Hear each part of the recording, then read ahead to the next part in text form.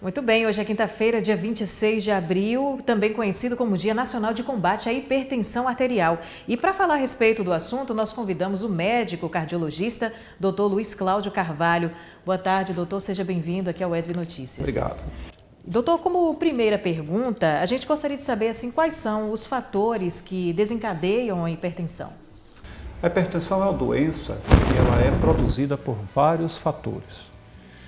Nós vamos citar os fatores chamados internos, que tem a ver com a hereditariedade, com a genética, e os fatores externos, que dizem respeito aos hábitos de vida que a pessoa possui, tanto no que diz respeito a trabalho, atividade física e também consumo de alimentos, principalmente os alimentos que são ricos em sal, em sódio. Doutor, antigamente a gente tinha a impressão que era mais difícil encontrar um paciente diagnosticado com hipertensão. O senhor acredita que os hábitos de vida da atual população podem contribuir para o surgimento do problema? Facilidade de informação.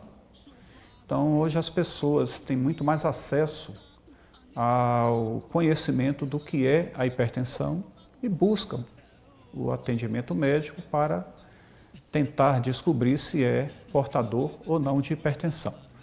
Mas, logicamente, nessas 3, 4 décadas para cá, os hábitos mudaram de forma a que o surgimento de casos de hipertensão tem sido cada vez em maior número.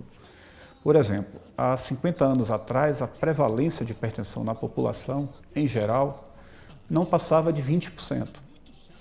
Hoje nós já estamos com cifras consideradas alarmantes, que variam de 30% a 40% a depender da população do país que nós estamos avaliando.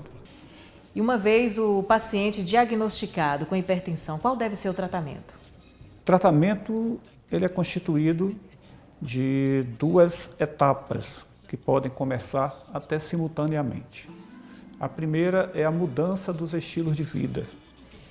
Isso diz respeito ao controle do peso, redução do consumo de sal, prática de atividade física. E a outra etapa é o tratamento com medicações específicas para reduzir a pressão arterial. Uma coisa também que a gente gostaria de saber, doutor, se existe uma diferença de tratamento, por exemplo, tal paciente, basta apenas mudar os hábitos de vida, os hábitos alimentares, outro paciente precisa já fazer um tratamento também com medicação. Existe essa diferença? Alguns pacientes, a mudança de estilo de vida já pode ser suficiente para controlar a sua pressão. Porém, outros, e que são a maioria, é necessário também tratamento com medicamentos. Claro que isso depende da intensidade da hipertensão, da gravidade. Nós classificamos a hipertensão em estágios. E esses estágios, quanto maior o estágio, mais grave. Então, os pacientes que estão no primeiro estágio de hipertensão, eles podem já se beneficiar apenas com a mudança do estilo de vida. Já os estágios mais elevados, já é necessário implementar as medicações juntamente com a mudança do estilo de vida. Uma coisa também que a gente gostaria de saber é que, uma vez não tratada ou não controlada a hipertensão, quais são os problemas que o paciente pode sofrer a partir de então? São chamadas complicações, também chamadas de lesões de órgãos-alvo. No caso, cérebro, coração, vasos sanguíneos, retina e os rins.